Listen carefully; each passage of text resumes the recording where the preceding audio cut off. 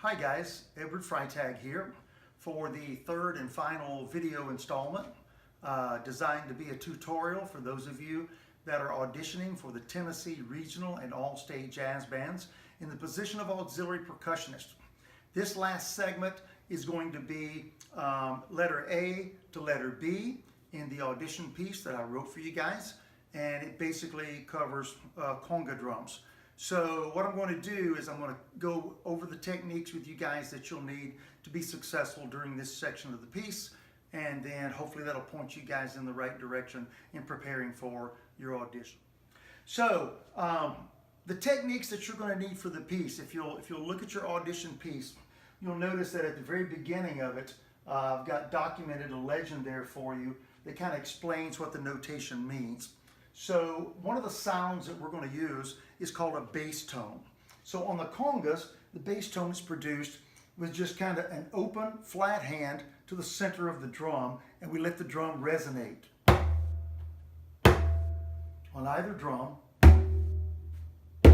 we can execute and play bass tones, okay?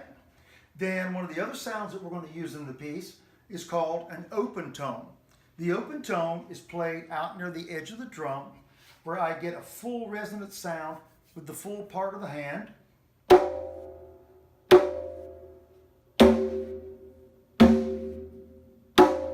I'll be using either hand as the piece notates.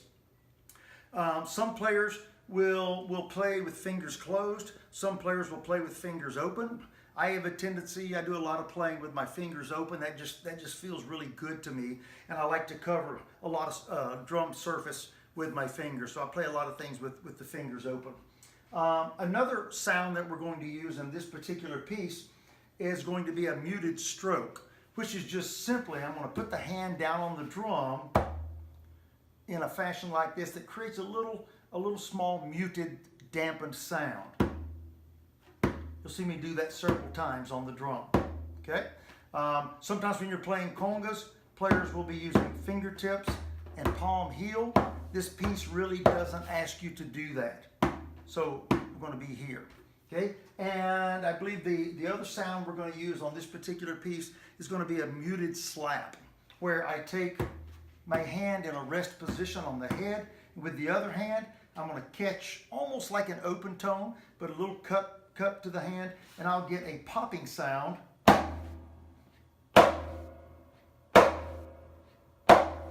which resonates and pops inside the groove. So those sounds again: bass tones, open tones, and muted stroke and muted slap. So those are our basic sounds we're going to use. All right, let's build the groove that you're going to use throughout most of this opening section. So if you look at your music, you have the first two bars is a basic groove that I kind of like to use when I'm playing sort of a medium samba. And the techniques that I just demonstrated for you guys are the ones that comprise and make up this groove. So let's take a look at the groove and how we put these techniques together. All right, I'm going to take the first four notes of the groove. We've got bass tone, followed by open tone, and it's going to be a light open tone. Then we're going to have a muted stroke, followed by muted slap, or a dampened slap.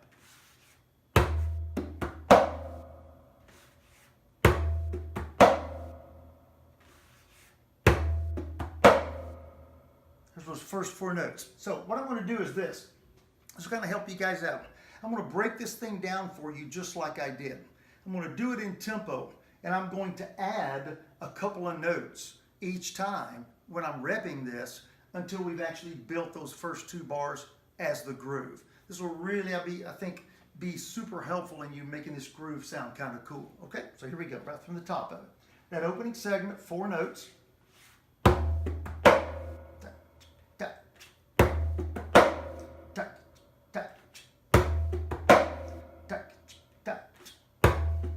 Add more.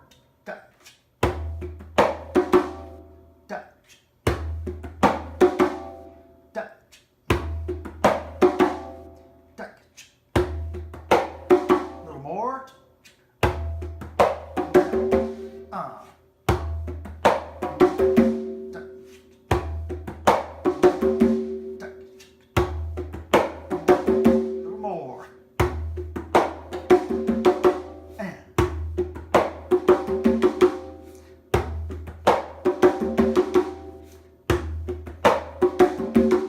more. Bass tone.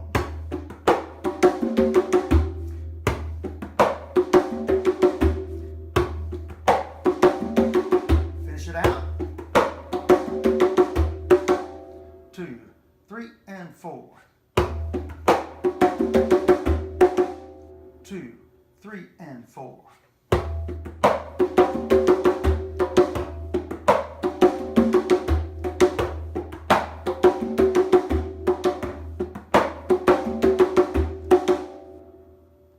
Okay, now I'm going to do it just a little bit faster, close to performance tempo, and you'll kind of see how that particular groove flows.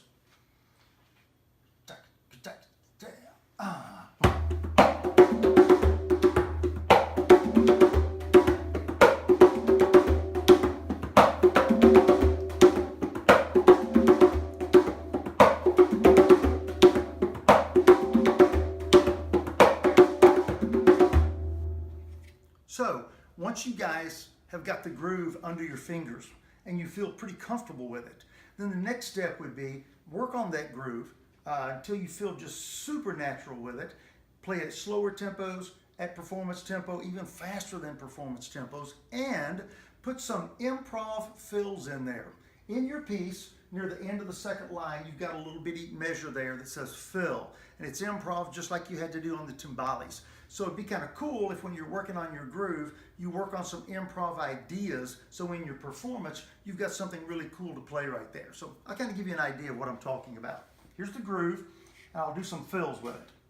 5, 6, 7,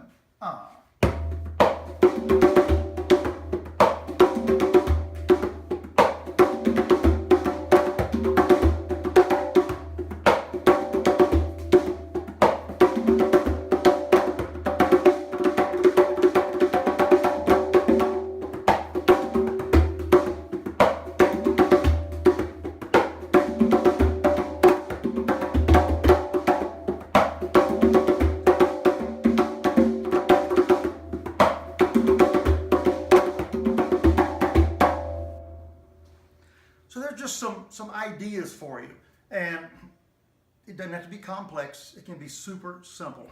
Your fills only 2 counts anyway, so it could be something very, very simple. I want to look at third line of the piece. You've got a measure that asks for accented open tones, ending up on your bottom drum.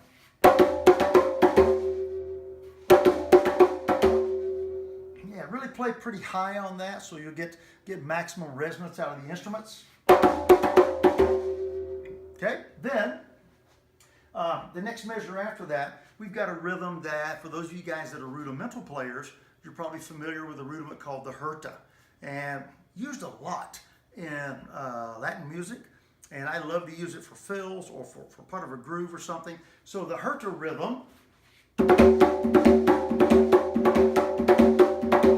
the herta rudiment, you're probably familiar with that. You have that in your second measure of the third line. And then right back to your bass tone to start your groove.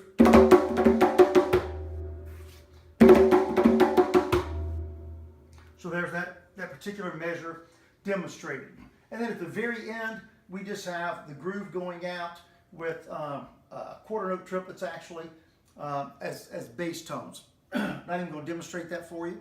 I think you guys can figure that out. As a matter of fact, I'm not going to play this whole segment for you. I really think it is good sound educationally to let you guys take what I've given you. You go in the practice room, put all this together, and come up with a great presentation. I don't want you just simply copying what I'm doing, but I really want you to take the ideas and put those ideas into a really super flowing little 3-line composition there that will do great for you guys when you audition for the ensembles. So, hope everything helps, guys, and wish you the absolute best in your audition coming up. I may or may not be judging some of these auditions, so I may get to hear some of you play. I may not. But nonetheless, I hope that what I've done for you guys in these videos will really give you a successful audition and lead to you potentially getting a spot in your regional or your all-state jazz band. Thanks, guys.